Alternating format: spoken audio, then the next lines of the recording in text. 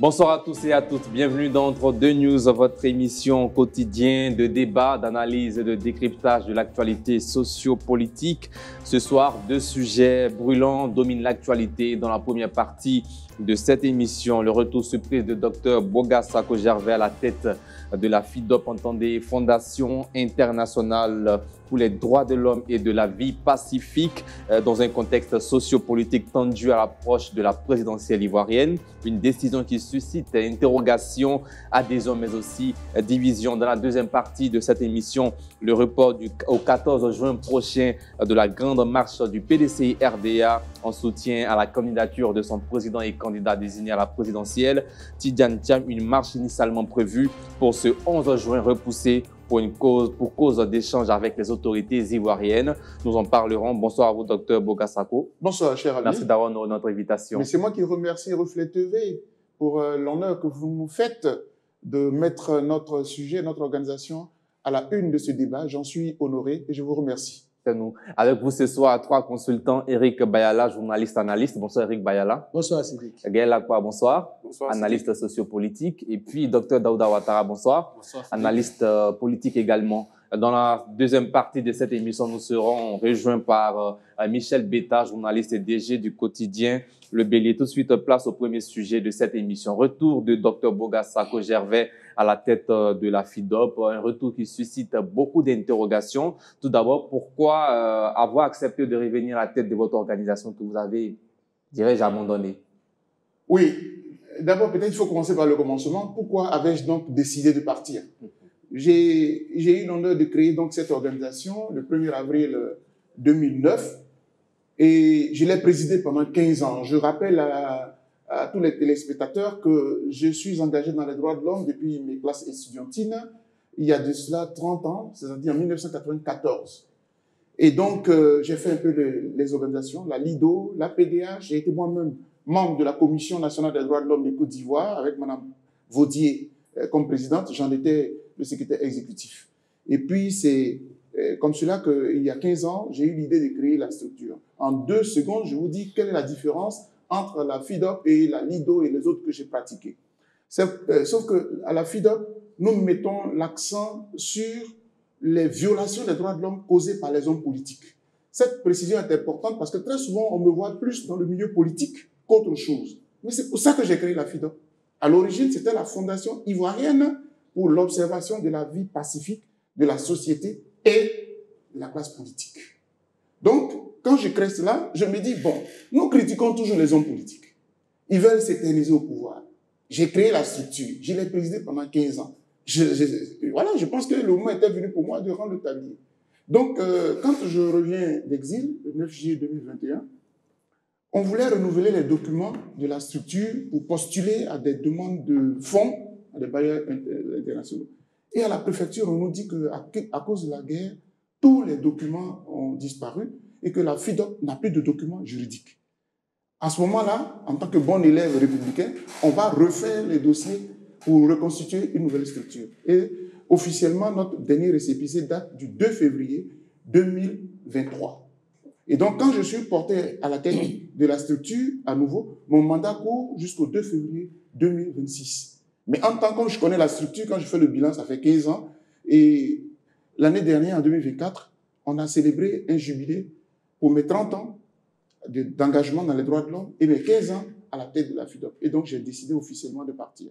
J'étais en déplacement en Italie lorsque j'ai pondu une déclaration le 23 septembre 2024 pour dire que j'arrêtais. Et j'ai désigné le premier vice-président, le professeur Dadier Dia Célestin, pour prendre la relève jusqu'à la fin de mon mandat. Et là, on va organiser maintenant une assemblée générale élective pour désigner un nouveau président. Et puis, entre-temps, il s'est passé ce que vous savez certainement. Et donc, voilà. Ce que vous savez, c'est que je suis un peu analyste comme mes compères ici, sur plusieurs chaînes de télé. Aujourd'hui, c'est un honneur parce que c'est la première fois que je viens à Reflet TV.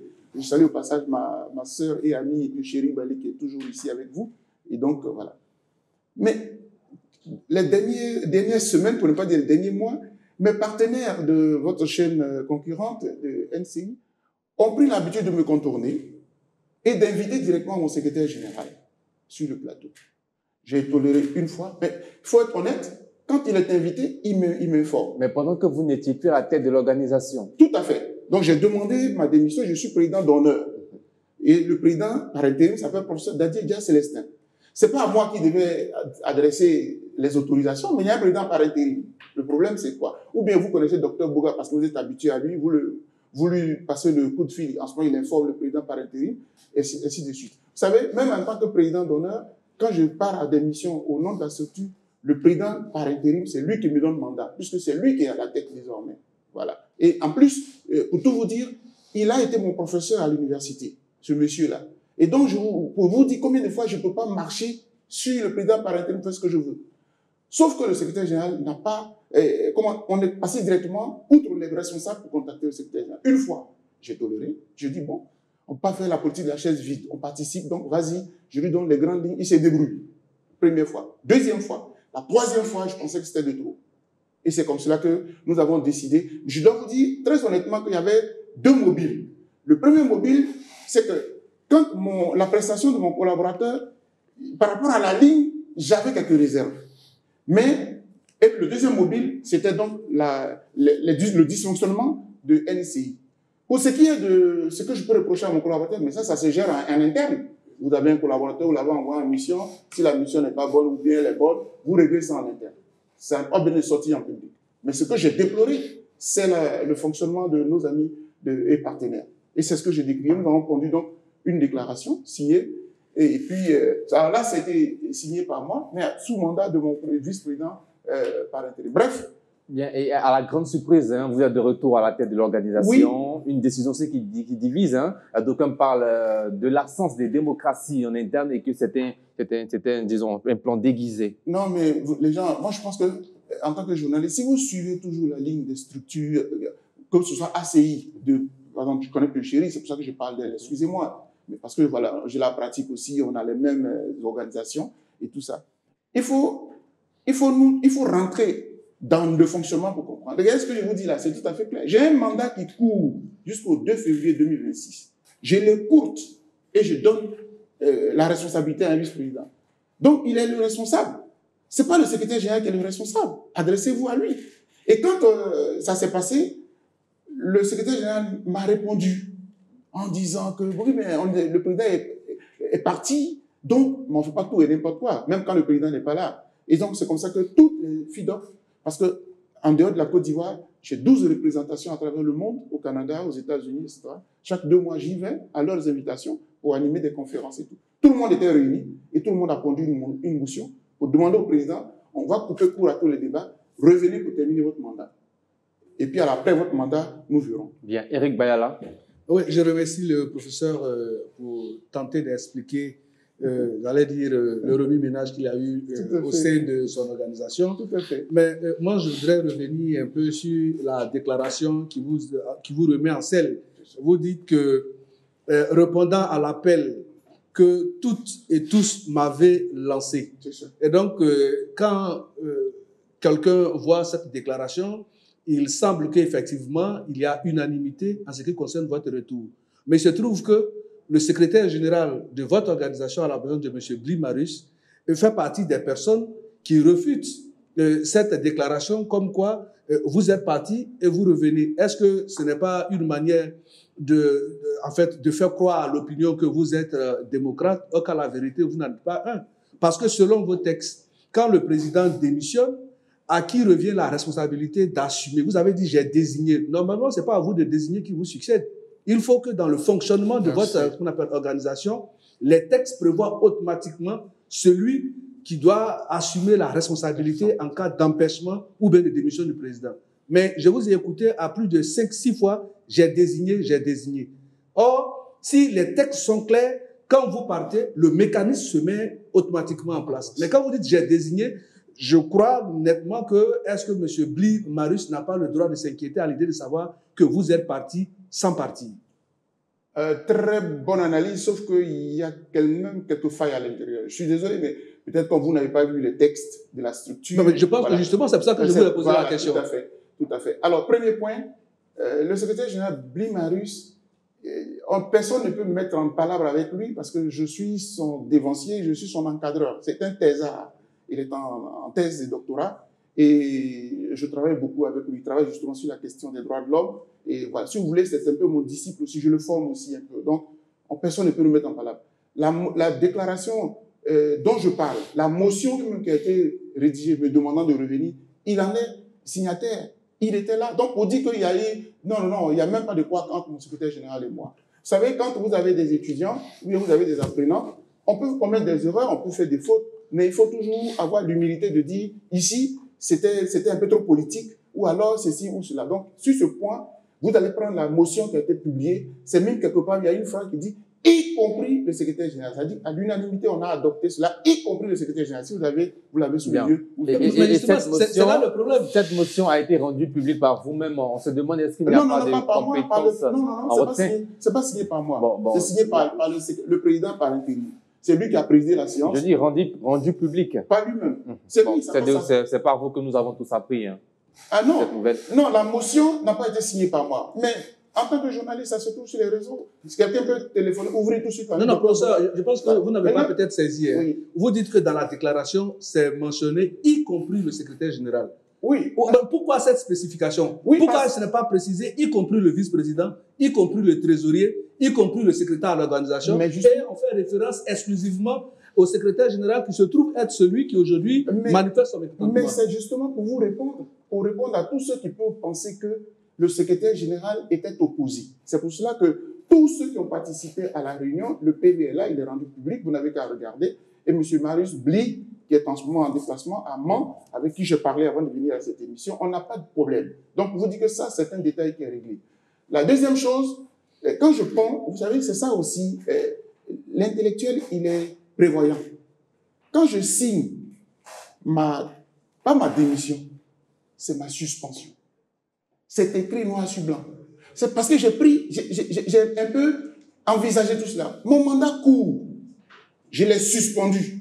C'est pour cela qu'on n'a pas eu besoin forcément de faire une AG élective immédiatement. Mon mandat court, je le suspends parce que dans les textes de la FIDA, le président, s'il part en déplacement, il peut confier la responsabilité à un des vice-présidents. Et en l'occurrence, c'est le premier vice-président par préséance. Vous voyez, et tout ce que je dis là, c'est sous le contrôle quand même de notre avocat, M. Hervé Boismené, qui lui-même aussi a supervisé, a assisté à la réunion. Donc, on fait tout ça dans les règles de l'art juridique. Donc, je voulais vraiment vous rassurer là-dessus. Et moi, j'ai pris des précautions, j'ai suspendu, et j'étais parti de bonne foi. Personne ne m'a demandé de partir. Mais, c'est un outil qui m'est cher. Vous savez, je revenais d'Israël, quand j'ai eu l'idée de créer la FIDO. Je pouvais toujours être à la Lido. Je pouvais toujours être à la PDH. J'ai créé la FIDO avec une inspiration divine. Et je vais apprendre encore à votre téléspectateur que dans mon cursus universitaire, là, ce n'est pas les droits de l'homme que j'ai étudié. Je suis spécialiste de la langue française. Je suis professeur de lettres à l'université de Bouaké. Et l'université a instauré un cours de droits de l'homme que je donne aux étudiants de licence 3, en plus de toutes les universités privées. Ouais, donc, mais en même temps que je le dis, il faut que je dise aussi à nos étudiants, ce n'est pas parce que j'ai eu une vision extra, c'est une discipline de droit. Si vous n'avez pas étudié cela dans votre cursus, il faut apprendre. Et je me suis formé. J'ai été aux États-Unis et j'ai écrit 6 livres dans les droits de l'homme. Donc, sur la question, je suis désolé, mais toute modestie mise à part, je suis très à l'aise. Merci, professeur Gaël Akbar. Ensuite, Dr Daouda Ouattara. Moi, je vais aller direct. Qu'est-ce que vous reprochez de façon factuelle au secrétaire général lorsqu'il a été sur le plateau de NCI? Parce que nous autres analystes, chacun pourrait faire son analyse de son idée. Mais vous, qu'est-ce qui a motivé le fait que vous soyez en désaccord avec lui? Et puis après, ça, deuxième élément, est-ce que votre retour à la tête de la structure, à la suite de tout cela, est-ce que ça ne porte pas un discrédit sur votre organisation? D'abord, je commence par la dernière question, elle est la plus facile. Okay. Loin s'en faut, bien au contraire. Cette petite crise, ce n'est pas la première que j'ai connue. Il y avait une auparavant, quand je suis revenu d'exil, où 9 de mes collaborateurs, il y avait 52 membres dans mon bureau. Ici, comme à l'extérieur, on avait fait un grand bureau. Il y a 9 qui n'étaient pas d'accord, qui sont retirés. Aujourd'hui, comme toute attente, ce sont des amis qui sont en France, de ceux qui étaient partis même, qui se battent parce que la FIDO. Qu'est-ce que je peux reprocher? J'avais voulu ne pas en parler, j'ai dit que c'est en interne. Mais vous me donnez l'occasion. Les téléspectateurs. Oui, bien sûr. Non, bien sûr, je suis tout à fait d'accord. C'est pour ça que je m'en vais. Et, vous savez, dans les droits de l'homme que j'ai étudiés et que j'enseigne, le principal violateur des droits de l'homme dans tous les pays du monde, c'est l'État. Parce que dans les principes, c'est l'État qui doit appliquer les droits de l'homme. Le droit à la santé, c'est l'État qui doit construire les hôpitaux. Le droit à l'éducation, c'est l'État, les écoles. Le droit au travail, c'est que quand j'ai eu mon diplôme, l'État doit tout faire pour que j'ai du travail. Donc quand ce n'est pas rempli, violation des droits de l'homme. Donc on accuse l'État. Quand j'ai fini de vous dire ça, vous allez comprendre toutes mes prises de position contre celui qui dirige l'État, en général. Quand un défenseur des droits de l'homme vient et qu'il dit que tout va bien dans le pays, vous savez, si moi je vous pose la question, je ne veux pas parler politique, parler du bilan du président Ouattara, mais vous dites, Dr Bouga, que pensez-vous de la société ivoirienne? Moi, je suis revenu d'exil, j'étais épaté. La Côte d'Ivoire a fait un bond. Il y a des routes, etc. Le pays est en chantier. Mais ça, c'est l'œil du citoyen ordinaire. Mais moi, je prends l'œil du défenseur des droits de l'homme. Est-ce que les libertés vont bien? Est-ce qu'il y a des prisonniers? Comment ça fonctionne? Est-ce que je peux m'exprimer librement? Parce qu'une chose est d'avoir des routes, des ponts, mais une autre est de permettre aux citoyens d'être... Regardez aujourd'hui, là, mon droit de vote. Je veux choisir entre tous les candidats. On me dit, attention, il y en a qui sont bloqués. Ça, je le dénonce. Parce qu'en matière de démocratie, il faut l'inclusivité. Vous voyez, parce que les droits de l'homme vont de pair avec la démocratie. Donc, quand je finis de vous dire ça, vous allez comprendre que faites la relecture de l'intervention de mon collaborateur. Je ne veux pas le critiquer, le juger, mais vous comprenez un peu que dans les principes, le défenseur des droits de l'homme, les vrais, regardez Amnesty International, regardez toutes les structures, c'est toujours le dirigeant. C'est à lui qu'on s'adresse. Et je dis. Merci, Dr Daouda Ouattara. Bien. Je vais répondre en suivant son premier propos. Si je comprends bien, il a dit qu'il a fait 15 ans à la tête de la FIDO. Ce qui veut dire qu'il veut passer la main, il veut créer la rupture.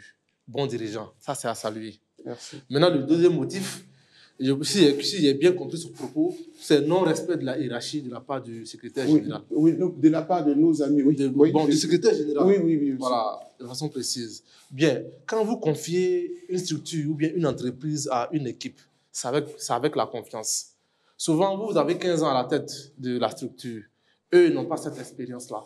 Alors, quand ça ne va pas, vous pouvez revenir en pompier, mais en sourdine, pour redresser et puis repartir. Mais venir, comment on appelle ça, partir et puis décider de façon brusque, revenir sur, reprendre la main, bon, c'est assez, la pilule passe un peu mal. Oui, tout porte à croire que sur mon thème, il y a une grande incohérence dans ce que vous faites. Alors, je note une grande incohérence dans ça. Parce que je remonte un peu plus loin. Le 21 août 2021, il y a l'intelligence d'Abidjan qui titrait que vous démissionniez de EDS. Ensemble, la démocratie et la souveraineté. En 2025, premier trimestre 2024, vous avez décidé de vous mettre en retrait. Vous avez confié la gestion de la FIDOP à une équipe. Mais en confiant la FIDOP à une équipe, il y a une raison profonde que peut-être que vous n'avez pas encore signifiée. Parce que moi, j'ai appris que vous êtes à la tête du DDH Afrique, qui fait partie de la CAPSI. Non, vous me laissez finir. Qui fait partie de la CAPSI. Alors que si ma mémoire est bonne, quand je lis dans vos textes, il est dit que la FIDOP est apolitique. Exact. Elle est apolitique. Donc, vous ne pouvez pas être à l'opposition et en même temps être à la tête de la FIDOP. Donc là, vous ne voyez pas qu'il y a une incohérence. Ça fait 2. Maintenant, de 3. Comment on appelle ça? Mi-2025, parce que peut-être Bli Marius a violé peut-être un code ou bien, bon, il n'a pas respecté la hiérarchie. Vous décidez de revenir, alors que la FIDOP, elle est apolitique. Est-ce que vous ne trouvez pas qu'il y a une grande incohérence dans tout ce que vous faites, dans votre démarche? Est-ce qu'il n'y a pas une grande incohérence? Merci, docteur. Je vais éclairer toutes les lanternes. Je suis fondateur de 2 structures. La FIDOP dont nous parlons, mais il y a aussi GRAD Afrique, le groupe de réflexion et d'action pour la démocratie et les droits de l'homme. Cette organisation-là, je l'ai déclarée aux États-Unis, dans l'État du Delaware. Les papiers existent, etc. J'ai même désigné un président local, M. Laurent Adjayi, et qu'il existe. Et c'est cette structure-là qui est un peu hybride, à la fois qui défend les droits de l'homme, mais qui peut se permettre de prise de position politique. C'est avec cette structure-là que nous avons créé EDS. Parce que EDS dont vous parlez, Ensemble pour la démocratie et la souveraineté, c'est une coalition dans laquelle se trouvaient des ONG, des partis politiques, des citoyens ordinaires. C'est comme ça qu'on a créé EDS. Je suis un membre fondateur. Et j'en ai été le 5e vice-président chargé de la démocratie et des droits de l'homme. Le président fonctionnaire, c'était le Georges Aman-Onyen. Mais cette structure, elle était trop politiquement engagée pour défendre M. Laurent Gbagbo, M. Blé Goudé, etc. Donc, quand moi je reviens en Côte d'Ivoire, je démissionne parce que c'était un combat dans une période donnée. Et voilà. Donc, ça n'a rien à voir. Ici, nous parlons de la FIDOC, qui est une structure qui se veut apolitique. Et je l'ai dirigée, j'ai passé la main. Il se trouve qu'il y a des problèmes. Tous les membres se réunissent, ils disent, et puis moi, le problème qu'il y a, qui coupe court à tous les débats, c'est que j'ai un mandat qui courait. Et en plus, je n'ai fait que suspendre ma présidence. Docteur, là, je vous arrête. Vous savez pourquoi je vous ai posé cette question? Dites-moi. C'est à cause de votre appartenance à CAPSI. Oui, je vais y Parce répondre. que vous appartenez à mais CAPSI. ce n'est pas vrai. À partir du moment où vous appartenez à CAPSI, vous êtes politique. Vous avez une position partisane. La FIDOC est apolitique, n'est-ce pas? Restez loin de la structure qui est apolitique. Si vous avez une position partisane actuellement, est-ce que ce n'est pas mieux de rester loin de la FIDOC, laisser la FIDOC faire ce qu'elle a fait plus bon? Maintenant que je vous ai écouté, je vais vous répondre calmement. La FIDOC n'est pas membre de CAPSI. Ce n'est pas vrai. Et quand j'ai fini de dire ça, débat est clos. C'est pas vrai. Allez-y, ils sont là. Madame Gbagbo est là. Tout le monde est là. Allez lui demander. On n'est pas membre. Le gouvernement de Côte d'Ivoire a sorti une ordonnance du 12 juin 2024, qui est devenue loi. Elle a été adoptée, cette loi-là, le 19 mars, qui dit, article 1er, la société civile, dite apolitique, en aucun cas ne doit se mettre ensemble avec les politiques. L'ordonnance, on l'a combattu avec Pichéric Balé, on a fait tout le tour. Ça a été voté. Il y a eu des débats. C'est sur cette base-là que les rapports, parce que rappelez-vous, on a signé une tribune au PDCI-RDA pour demander qu'il y ait des élections transparentes avec tous les leaders politiques. Depuis ce temps-là, quand l'ordonnance-là a été transformée en loi, parce que, écoutez, je suis un responsable. Une loi, et ça, il faut que les gens le comprennent. Vous n'aimez pas une loi, mais aussi longtemps qu'elle n'a pas changé, elle demeure loi. C'est au nom de cette loi-là que nous nous sommes retirés. Merci, docteur. Donc, la FIDOC n'est pas membre. Oui, moi, je voulais poser une question tout à l'heure. Quand il a parlé de le droit du citoyen qui voudrait participer à une élection inclusive, et on lui dit qu'il y a des candidats qui ne participent pas à cette élection parce qu'il y a absence de démocratie. Mais est-ce qu'on peut convoquer à un débat public la notion de la démocratie et faire fuir des principes de justice? Très bien. La justice en politique. En fait, c'est ce grand débat, on peut en faire un débat. Bon, en fait, non, la nuance, elle est vraiment de taille. Elle semble peut-être, le fossé semble ne pas être bien perçu. Mais je dis, est-ce qu'on peut parler de démocratie et s'éloigner du principe de la justice? Oui. C'est différent de la justice en politique. Non, je dis c'est les deux tandems, en fait. Justice, démocratie. Je vais vous répondre. La démocratie, c'est à la fois un esprit, c'est à la fois la lettre. La lettre, ce sont les textes qui fondent la démocratie. Donc, je suis d'accord que dans les textes, quand tu es exclu par un juge, etc. Cher ami, parlons donc de justice. L'État de Côte d'Ivoire dit, M. Laurent Gbagbo a subi un procès, d'abord en contumace, le procès, on peut faire un débat là-dessus, mais dont acte, passons. Donc, il est condamné à 20 ans, et ça encore, il y a un détail, parce que même les juges, là, ils savent que la question des droits civiques, elle est tellement importante que quand un juge dit « je vous condamne à 20 ans », assorti de la privation de vos libertés, vos droits civiques, il faut qu'il écrive ça, parce que les droits civiques, quelqu'un peut être condamné puis il veut voter. En prison, là-bas, on vote. Hein. Mais quand le juge ne veut pas que vous jouissiez de ce droit, il le signifie dans la décision. Ça n'existe pas. Premier élément. Mais je vais aller plus loin. Justice pour justice.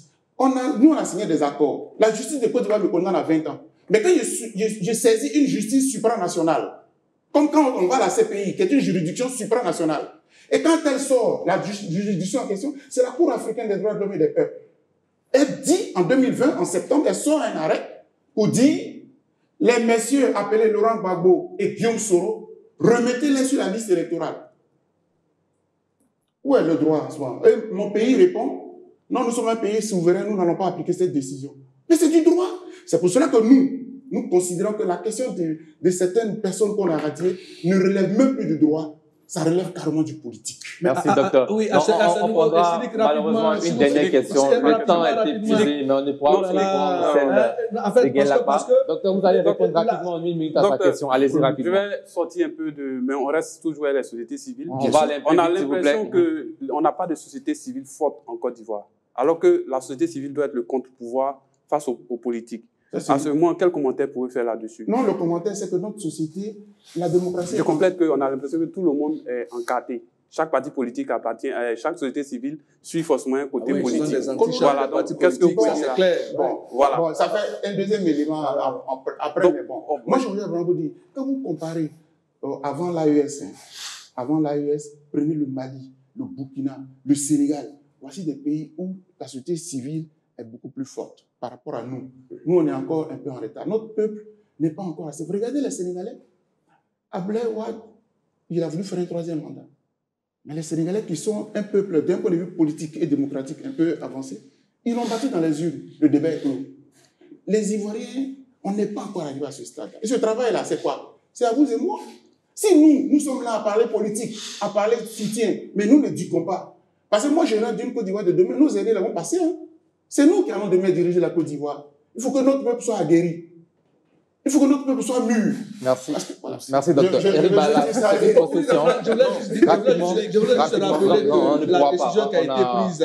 On a un temps qui a épuisé. Justement, mais il y a l'article 12 du Code électoral qui est bien précis, qui dit que la décision du juge en ce qui concerne la radiation de quelqu'un sur la liste est ne susceptible d'aucun recours. Et donc, même si on a fini de prendre ce qu'on appelle cet arrêt-là au niveau supra, comme vous l'avez dit, pour que ça s'applique, il va falloir qu'on puisse modifier l'article 12 du Code électoral. Faut-il le faire pour faire plaisir à un individu? Je ne pense pas que l'intérêt d'un État se résume à faire plaisir à des individus, mais il s'agit de conduire une politique d'ensemble. On vous fait 30 secondes là-dessus. 30 secondes pour un individu. Mon pays a fait le tour de l'Afrique et on a pris une ordonnance pour que M. Ouattara soit candidat. Si on l'a fait pour Pierre, on peut le faire pour Paul. Et j'ai dit. Merci, professeur. On va marquer une courte pause. Docteur Daouda Ouattara, merci à vous d'être passé sur ce plateau. La réclame publicitaire, c'est maintenant. Le débat se poursuit. Michel Betta, bonsoir. Merci de nous avoir rejoints. Bonsoir. Alors, initialement prévu ce mercredi, la marche du PDCI-RDA de soutien à la candidature de Tidjane Thiam, radié de la liste électorale, a été reportée au samedi 14 juin prochain.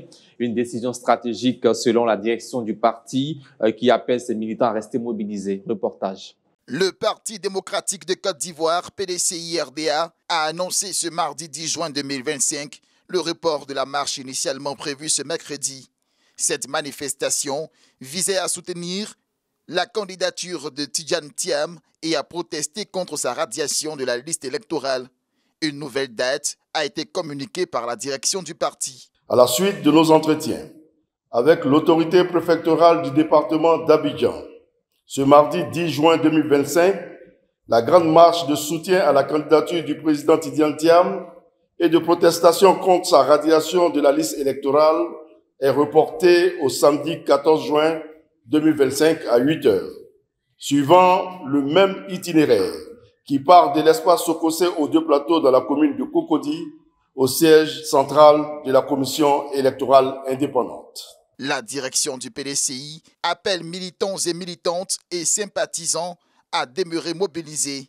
Elle invite également à une forte participation à la manifestation une fois la nouvelle date confirmée. La haute direction du PDCI-RDA invite les militants et sympathisants à demeurer mobilisés et à participer massivement à cette marche en vue d'obtenir des conditions favorables à des élections inclusives, apaisées et transparentes en Côte d'Ivoire. Pour le PDCI-RDA, cette mobilisation dépasse le simple cadre d'une marche. Elle est présentée comme un acte de résistance face à ce que le parti perçoit comme une tentative d'éviction de l'un de ses principaux dirigeants.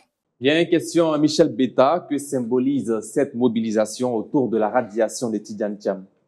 Non, elle n'a d'autre sens que de montrer que le PDCI, plus que jamais, aspire à diriger ce pays-là, reprendre les rênes du pouvoir et puis conduire la Côte d'Ivoire à cette trame glorieuse qu'on a connue du temps du régime PDCI. Mais il faut le dire, cette marche-là aussi est le symbole de la détermination des militants du PDCI parce que lorsque a été sortie la liste électorale le 4 juin dernier, le 5 déjà, le secrétaire exécutif du PDCI a fait une déclaration dans laquelle il a appelé les militants à rester mobilisés et à être prêts à occuper la rue.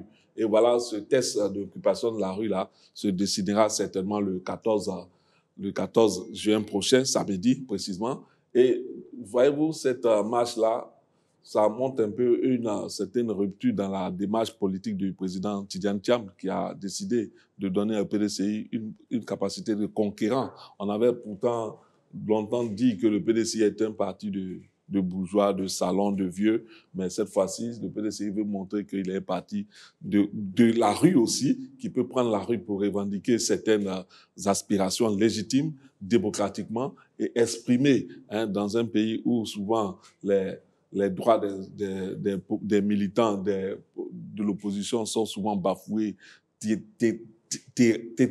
tétanisés même, disons. Tétanisés parce que jusqu'ici, depuis que le président Ouattara a pris les rênes du pouvoir, on voit les marches sont souvent blâmées, interdites et ostraciées. Donc, cette fois-ci, le PDCI veut démontrer que trop c'est trop, ça suffit. Bien. Professeur, que révèle cette situation sur le climat préélectoral en Côte d'Ivoire?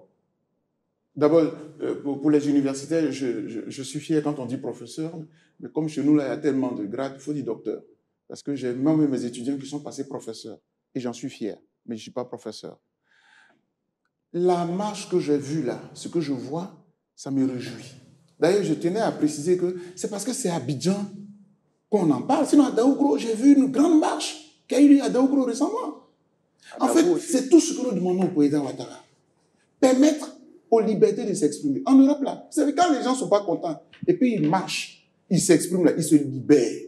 Ils crient, ils parlent, le lendemain, le pays est tranquille. Mais quand vous interdisez, alors que dans notre régime, ce n'est pas l'obligation d'autorisation. Non. On a copié sur la France. C'est juste l'information. Moi, je viens de 10 ans d'exil. Aujourd'hui, la CPI sort une décision. Le lendemain, on est dans la rue. Parce qu'on informe juste le préfet. Donc ici, cher ami, cher Sidik, moi, je suis heureux qu'ils se sont entendus pour que ce soit samedi. Pourquoi? Parce que le pouvoir ne voudrait pas, par exemple, qu'un jour ouvrable, un jour ouvré, qu'il y ait du grabuge. Parce qu'on peut initier une marche dite pacifique, mais il peut y avoir des imprévus.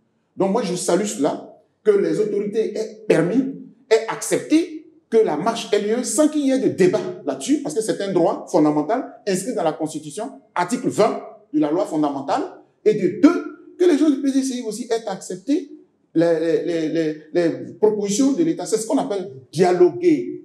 C'est ce que nous demandons au président, dialoguer. Quand vous dialoguez là, vous trouvez une solution, nous tous on est tranquilles.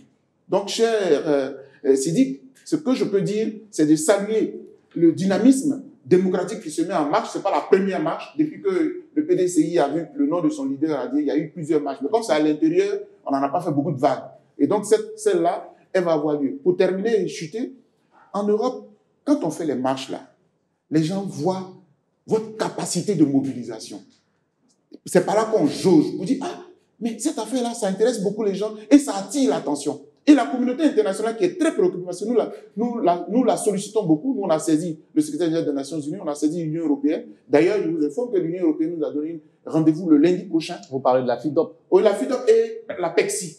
Puisque nous sommes deux coalitions, eux, ils ont une coalition, moi, nous, on a une organisation qui travaille, on suit le processus électoral. Tout à l'heure, mon co-panéliste à droite me disait un peu, on suit ça de bout en bout. Parce que cette fois-ci, là, il faut que les Ivoiriens se disent, ce n'est pas une affaire des politiques. Quand vous dites que c'est une affaire des politiques, là, mais c'est comme si vous avez abandonné votre pays, vos droits aux politiques. Ça vous concerne. Cher ami Sidik, ce que vous faites dans cette émission-là, vous participez aussi à ce qu'il y ait une élection pacifique et que vous puissiez continuer de faire des émissions. Vous avez compris. Bien, merci. Eric Baya, la réaction là-dessus? Oui, moi je pense qu'effectivement, les marches, les meetings, comme nous en voyons aussi souvent ces temps-ci, ce n'est rien d'autre que l'expression de la démocratie. Et donc, personne ne peut dire ici qu'à cet instant précis ou à ce moment-là, que les libertés sont bâillonnées et que la liberté d'expression est mise sur le boiseau. Bien au contraire, c'est une belle expérience que nous vivons. Mais là où je m'avais interrogé, c'est que tout dernièrement, à Yopougon, par exemple, on a vu avec la CAPSI, dont fait partie le PDCI et les autres organisations, ont mené une action au nom de ce qu'ils pourraient appeler une situation dans laquelle certains leaders étaient victimes d'ostracisme en ne soyant pas sur la liste électorale. Et donc, je pense qu'ils ont même porté le message du président Thiam par visioconférence. Certains leaders sont intervenus. On a dit que la CAPSI, désormais, défendait la cause d'ensemble. Mais voilà que, de façon particulière, et j'allais même dire singulière, le PDCI sort donc de la CAPSI pour venir organiser une cérémonie, c'est-à-dire exclusivement réservée pour le cas de son candidat. Et donc, vous voyez que quand on est en face de cette qu'on appelle, opposition, qui n'est pas capable de s'assumer, qui n'est pas capable de fédérer les énergies pour lesquelles ils sont convoqués eux-mêmes pour porter d'une même voix une cause, ben, il y a à désespérer. Bon, quand vous voyez l'espace de Sokosé, pour le grand PDCI dont on parle, l'espace de Sokosé, c'est pratiquement une chambre-salon où on invite tous les militants du PDCI pour y aller. Non, c'est d'abord un rassemblement dans un lieu. Bien. Voilà. C'est à partir du lieu que on va prendre maintenant le boulevard. Mais on dit espace Sokosé. Bon, écoutez, c'est un espace où de temps en temps, des manifestations de marques de boissons se retrouvent. C'est cela qu'on peut essayer va emmener l'ensemble de ces militants. Je pense que c'est bien. Alors, est-ce que selon votre lecture, cette démarche peut inverser la tendance autour du débat sur la radiation? Mais moi, cette actualité-là vient comme une bouffée d'air, parce qu'on sait que le week-end dernier, on a vu le discours du président Gbagbo à Port-Boué. On a vu aussi certains communiqués du PDCI qui annonçaient, qui maintenaient ces militants à être prêts pour la mobilisation. On parle ces temps-ci de rue, le PPACI parle de rue, le PDCI parle de rue, le RHDP aussi parle de rue. Finalement, on dirait que tout le monde se donne rendez-vous dans la rue et ça fait peur aux Ivoiriens. Je ne me souviens pas avoir vu un communiqué du RHDP. Eric, on ne va pas rentrer. Quand les différents leaders s'expriment, tout le monde parle de rue aujourd'hui. Que ce soit voilà, tout le monde parle de la rue. Donc, ce n'est pas une affaire de communiquer. C'est pas... Attends, je vais... Donc, on est dans quel contexte? Dans un contexte vraiment sensible où tout le monde est déjà presque dans une certaine psychose. Donc, quand le PDCI dit qu'il va faire une marche le 11 et que les responsables vont rencontrer les autorités et puis on décale à 3 jours, donc le 14, je pense que c'est un bon signe. C'est un bon signe d'organisation. Ça montre que le PDCI est un parti qui est ouvert à la discussion. Il y a le dialogue et puis il y a la négociation. C'est par la négociation qu'ils ont pu tomber d'accord. Et puis vous savez aussi les autorités, pour une telle marche, moi je pense que c'est une marche qui va mobiliser plusieurs personnes. On peut aller à 5 000 personnes, on peut aller à 10 000. Voyez-vous un test de popularité pour Tidiane Thiam? Oui, c'est un test. Mais effectivement, au-delà même du test aussi, il y a le test aussi au niveau des autorités. Parce que les autorités policières doivent encadrer la marche, doivent pouvoir suivre tout ça. Donc, on ne se lève pas comme ça en un jour pour le faire. Et ces 3 jours-là aussi permettront au PDCI d'encore plus faire passer leur message, de mieux s'organiser pour que les choses se passent bien. Donc, stratégiquement, le PDCI gagne, les autorités aussi gagnent. C'est au bon plaisir des populations qui ne veulent pas de troubles. Bien, Michel Betta, l'itinéraire choisi traduit aussi un message. Oui, il s'agit de rappeler à la CEI qui a été celle qui a publié la liste électorale que la radiation de Tidiane Thiam est inacceptable par les militants du PDCI qui ont appelé aussi, il ne faut pas oublier, tous les Ivoiriens soucieux de défendre le droit des populations, le droit à la liberté d'expression, le droit à la liberté aussi de vote, de rejoindre le PDCI. Donc, je pense que même si le PDCI ne dit pas que la marche appartient aux autres partis de la CAPSI, il a fait une ouverture pour que ceux-ci aussi se joignent à eux. Donc, tout cela mis ensemble montre qu'aujourd'hui, les partis de l'opposition sont dans une autre dynamique. On a entendu Laurent Gbagbo qui a promis aussi prendre la rue.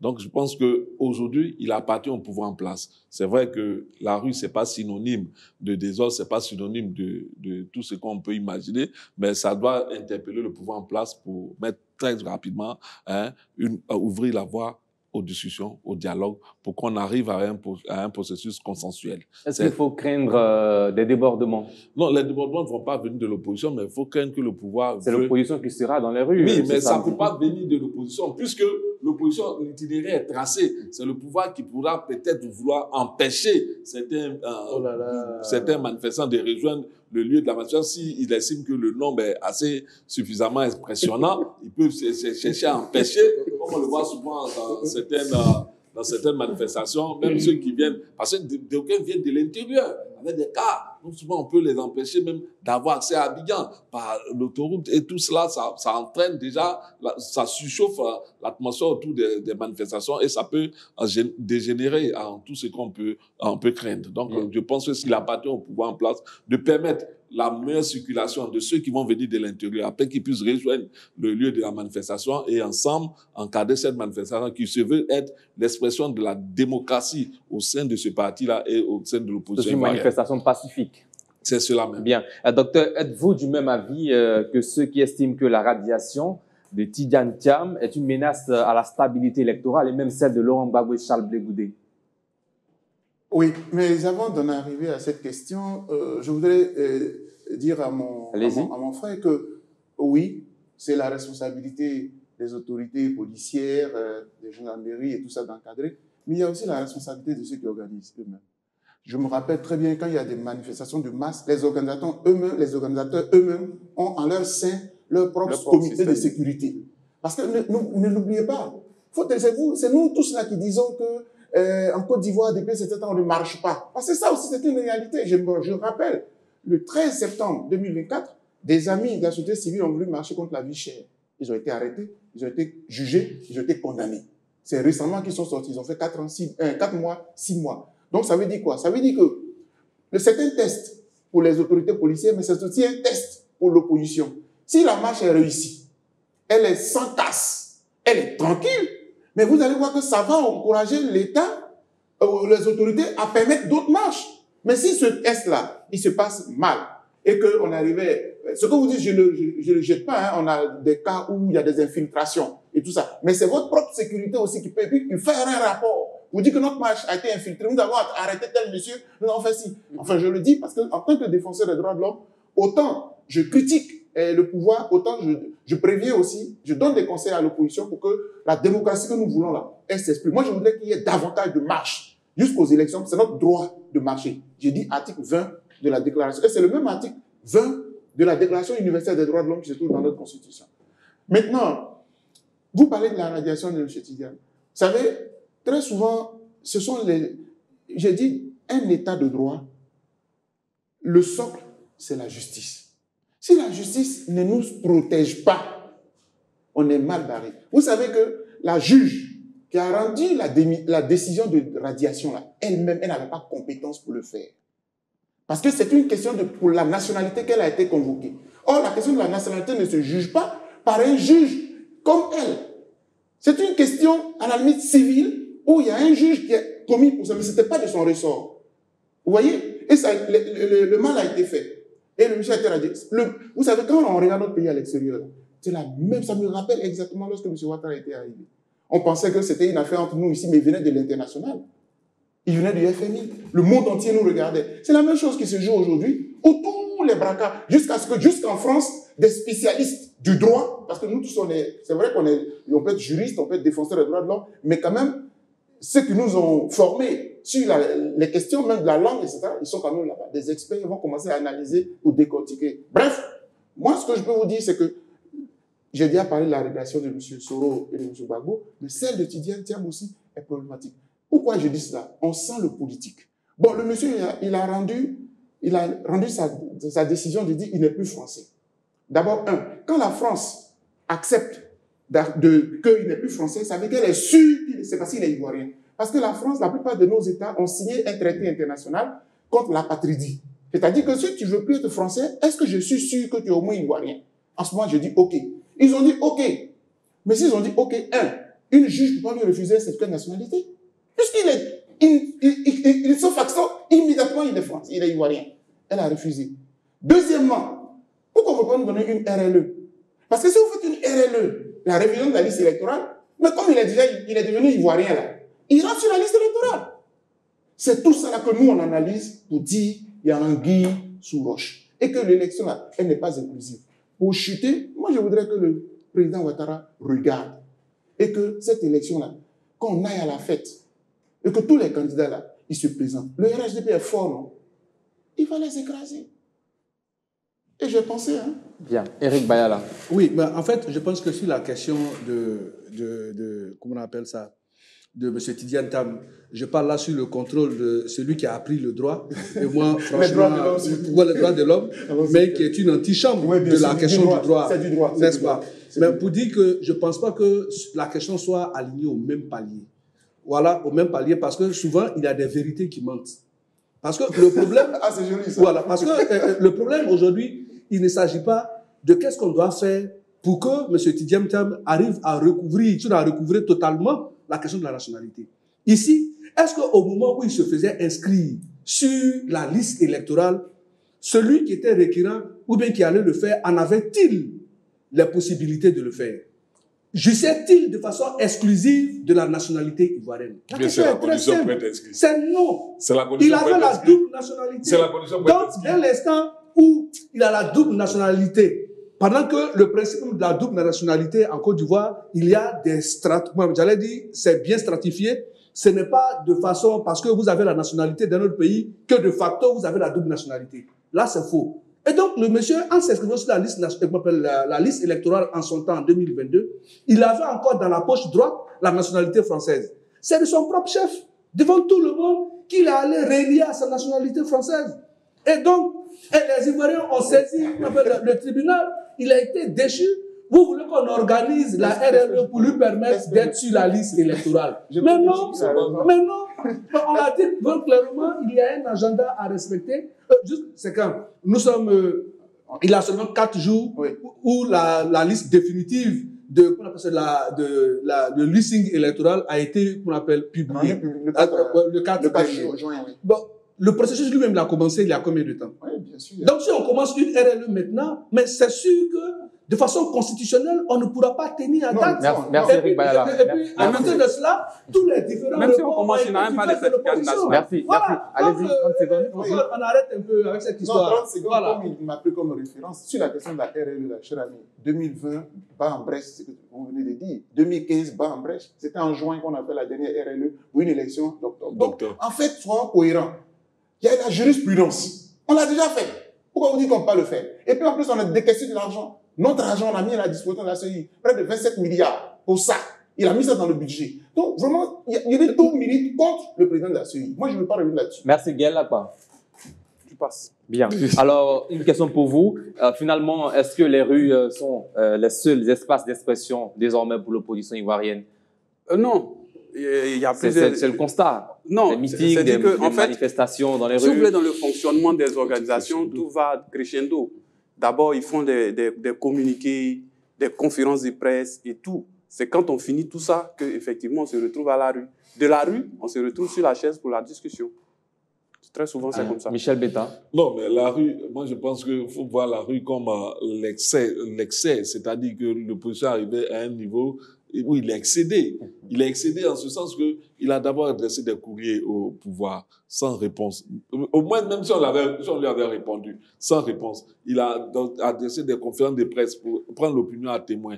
Il n'y a jamais eu de réponse, d'appel même à un début de dialogue. Il a fait des meetings pour dénoncer ce qu'il considère comme une violation flagrante de ses droits. Il n'y a pas eu d'action de la part des autorités. Aujourd'hui, la marche, moi je dis, il faut éviter même que la marche même se tienne. Hein? Il faut arriver à des négociations. Parce que, n'oublions pas... Mais éviter la marche. Non, quand je dis éviter, on aurait pu anticiper en discutant, en allant écouter la marche. Je n'ai pas dit... Moi, il y a bien envie de voir la marche. Vous conseillez donc au PDC RDA de suspendre cette marche? C'est pas d'excéder. Les partis de l'opposition sont excédés. Je l'ai dit tantôt, et je pense que c'est sur ce plateau. J'ai dit, aujourd'hui, l'opposition doit monter une démarche très démocratique qu'il faut la saluer. Parce que c'était pas comme ça en son temps, quand ceux qui étaient au pouvoir, c'était dans l'opposition. Ils menaçaient le pouvoir. Il faut les rappeler ces propos dangereux qui ont été tenus par le président actuel quand il était dans l'opposition. Qui continue toujours avec certains leaders politiques. Non, ça ne ressemble même pas, ce n'est même pas identique. Il ne faut même pas comparer les propos du président Ouattara quand il était dans l'opposition. Non, ce n'est pas une comparaison. C'est pas une comparaison. Parce qu'il y a une certaine crispation du climat sociopolitique ivoirien avec les discours de part et d'autre pouvoir opposition. Non, je dis que l'opposition aujourd'hui, dans sa démarche, se montre plus respectueuse du pouvoir en place. Bien. Ce n'était pas le cas auparavant. Quand on dit à un pouvoir, je vais frapper ce pouvoir moribond au moment opportun, il tombera. Tu penses que ça, là, on peut le dire aujourd'hui? Quelqu'un veut défendre ses droits, c'est normal qu'il dise je vais me retrouver dans la rue pour défendre mes droits. Bien. On termine avec vous, docteur Eric Bayala, en 30 secondes chacun, sur le ton des discours politiques ces derniers mois, sinon ces derniers jours en Côte d'Ivoire, à l'approche de la présidentielle. Ah non, les tons, comme vous avez dit, les tons, ils sont très inquiétants. Et ça avait déjà commencé. J'avais fait même une sortie chez vous, certains de vos confrères, lorsque le ministre Seredo avait commencé à rappeler les questions de nationalité parlant de M. Tidjane. C'est pas bon, c'est pas des bons exemples. La question de la nationalité nous a trop divisés. Moi, je pense, et j'ai écrit mon dernier livre, c'est quoi un président de la République? C'est pas une question de nationalité, c'est une question d'amour pour son pays. Et je pense qu'il faut qu'on évolue. Et donc, le fait que le ministre l'ait rappelé la fois dernière, c'était pas bon, et ouais, que ça a fait un peu remuer les vagues. Aujourd'hui, ce que je voudrais dire en ajoutant à ce que mon copanéliste vient de dire, c'est que les marches ont aussi une fonction de mettre la pression. N'oubliez pas que M. Tidjane Thiam est allé à l'ONU, hein. Il est allé saisir le Conseil national des droits de l'homme depuis les Nations Unies pour dire que ce n'est pas seulement les marches. Pendant qu'on fait la marche, il y a des actions qui sont en cours aussi. Mais la finalité de la marche, c'est là où je vais terminer. Pourquoi on marche? Monsieur le Président, on veut qu'il y ait un dialogue. Parlez-vous, et puis nous, on va dormir tranquille. C'est tout ce qu'on veut vous demander. Moi, je suis venu m'asseoir ici, là. C'est pour terminer par ça. Et j'ai dit. Bien, Eric Bayala. Oui, en fait, je pense que c'est peut-être... 30 secondes aussi. Oui, merci bien. Et comme je l'ai dit, hein, peut-être que c'est la Providence qui voudrait qu'à chaque fois que le docteur finit, c'est à moi de rebondir. Là, il a remis un peu en lumière les propos du ministre Seredo, pour lesquels il n'a pas été d'accord, mais en tout cas, pour une question de parallélisme et de intellectuelle, il était d'accord également quand on parle de ce que M. Seredo a dit, et qu'on ne refait même pas ce que M. Laurent Gbagbo a dit il y a seulement quelques jours. Il dit les propos ne rassurent pas. Non, de façon nominative. Si vous avez dit Seredo, il aurait fallu pour vous, par une intellectuelle, dire je ne suis pas d'accord également avec les propos de M. Laurent Gbagbo, qui dit que quand on vient chez moi, me trouver chez moi en Côte d'Ivoire et qu'on veut me pétiner, qui viennent donc d'ailleurs. Pendant que vous dites que la question de la nationalité n'est pas convoquée lorsqu'on parle de compétences de diriger la Côte d'Ivoire. Non, c'était justement une question qu'on appelle hétéronégative. Finalement, tu l'as donc, pour revenir rapidement... Non, c'est terminé, malheureusement. Gaël Akpa, je vous accorde 20 secondes pour terminer. Bon, moi, je vais juste dire que la marche, pour revenir sur ce que Beta disait, il ne faudrait pas qu'on ait à l'esprit qu'une marche, c'est un mauvais truc. Du genre, il y aura c'est comme si c'était la guerre. Non.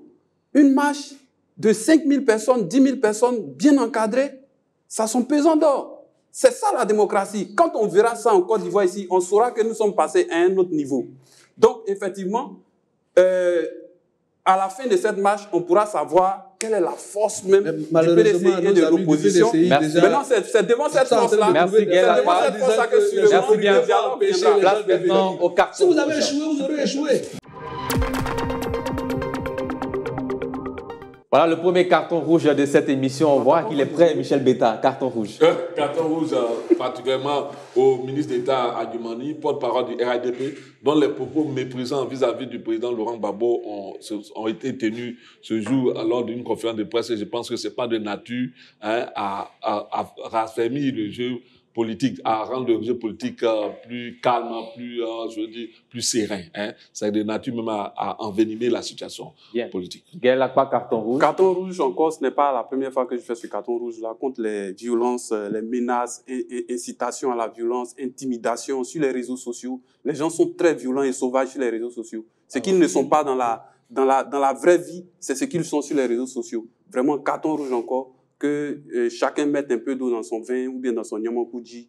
Et puis, la paix en Côte d'Ivoire, c'est au bénéfice de tous les Ivoiriens. Bien, Eric Bayala, carton rouge.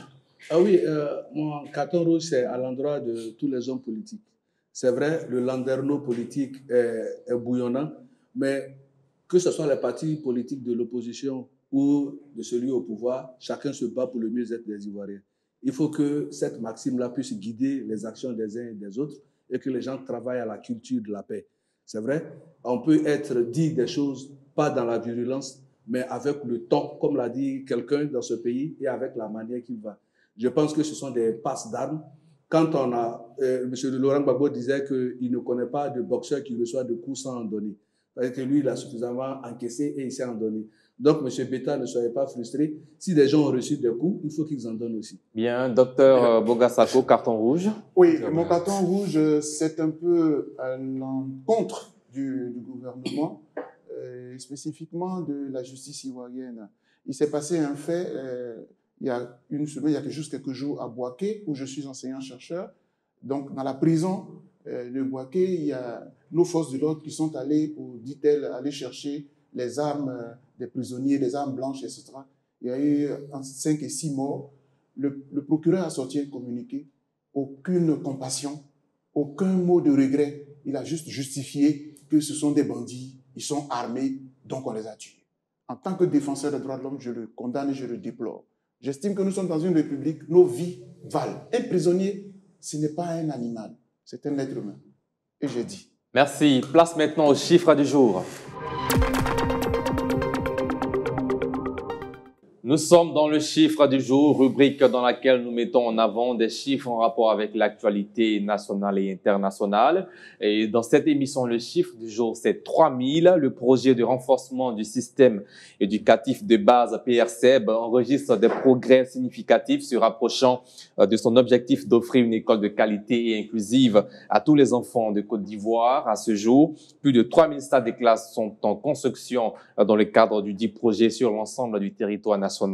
Cette initiative permet de réduire le nombre d'élèves par classe et d'offrir des environnements d'apprentissage plus adéquats et sécurisés. Michel Beta, réaction sur ces chiffres? Vous savez, on ne le dira jamais assez. Pour moi, comme dirait quelqu'un, l'éducation, c'est la clé de tout ce qui peut être développement. Donc, tout ce qui se fait pour l'éducation est à saluer. Et encore, non seulement saluer, mais demander que ça se fasse mieux et très vite. On le dit, quand un enfant sort de l'école au niveau du primaire, c'est un enfant qui est condamné à la pauvreté. Donc, pour ne pas condamner nos populations à la pauvreté, améliorons notre système éducatif par des classes comme on le fait et allons plus vite pour le mieux-être de notre société. Bien. Gaël Akpa? Bien, ben, c'est une initiative à saluer. On voit que le gouvernement investit dans le long terme. J'ai vu que ce problème-là, il se pose depuis des années. Quand on parle des salles de classe pléthoriques où souvent l'effectif arrive même à 100 élèves, ça facilite pas le travail aux enseignants. Mais à côté de cela, je veux qu'on mise aussi dans la formation de plus d'enseignants et qu'on veille à l'amélioration de leurs conditions de vie. On a vu ici que pour une affaire de conditions de vie, ils étaient en syndicat, essayaient de mener une grève, on a entendu parler d'arrestation et tout ça. Il faut veiller à l'amélioration des conditions de vie des enseignants. Et puis, il faut veiller aussi à l'équité entre les zones. Parce que vous savez que les zones rurales et puis les zones urbaines, dans l'éducation, il y a certaines disparités. Donc, il faut pouvoir aussi régler cela et puis ça sera au bénéfice de tous les Ivoiriens. Bien, Eric Bayala? Bon, je pense que c'est vraiment à saluer 3 nouvelles salles de classe en construction. 3000. 3000, pardon. Ah, voilà, vous ne croyez pas si bien dit, cher frère Beta Michel. Et je pense que c'est le docteur qui va s'estimer heureux parce qu'il a dit le droit à l'éducation fait partie des droits fondamentaux qui ont été prononcés par la Déclaration universelle des droits de l'homme de 1948. Mais justement, vous comprendrez que le gouvernement du président Alassane Ouattara se bat, non pas dans la rue, mais se bat pour offrir une éducation, se bat pour construire des écoles, se bat pour construire des routes, se bat pour le bonheur des Ivoiriens. Et je pense que c'est cette bataille-là pour laquelle les Ivoiriens l'ont élu à la tête de ce pays, eux non pour donner rendez-vous dans la rue pour que les Ivoiriens s'entretuent entre eux. Eric, on passe dans les rues pour terminer les réactions sur ces chiffres, 3000 salles de classe. Non, mais c'est bien qu'on termine cette émission sur une note de gaieté quand même. Oui, on ne peut pas être rabat-joie. Il faut saluer cela. Il faut saluer. Quand c'est bon, on ne peut pas dire que c'est pas bon. Et puis, c'est vrai, je suis d'accord aussi avec mon jeune frère quand il a dit qu'en même temps qu'on améliore les salles de classe, les infrastructures, il faut améliorer aussi la vie des enseignants. Parce que ce sont eux qui donnent le savoir. Donc, le cadre peut être bon, mais il faut que les enseignants soient motivés. Cher frère, quand c'est bon, là, on va dire que c'est bon. Mais la rue, là, ça participe aussi. C'est bon. Mais on passe dans les rues, voilà. C'est bon. Bien, merci pour cette belle image qui montre que malgré nos divergences politiques, ethniques et religieuses, nous restons tous des Ivoiriens. Merci à vous, Dr Bogassako, d'avoir répondu à toutes nos questions. Je vous en prie. On espère vous revoir très prochainement sur ce même plateau pour d'autres débats. Bien sûr. Merci à vous, Eric Bayala. Merci, Gaël Lakba et Michel Beta. Chers téléspectateurs, fin de cette émission. Merci de votre fidélité ce soir. L'actualité nous a rappelé combien les équilibres sont fragiles à l'approche des échéances électorales. Portez-vous bien et faites très attention, que Dieu veille sur vous. Et sur la Côte d'Ivoire, bonsoir.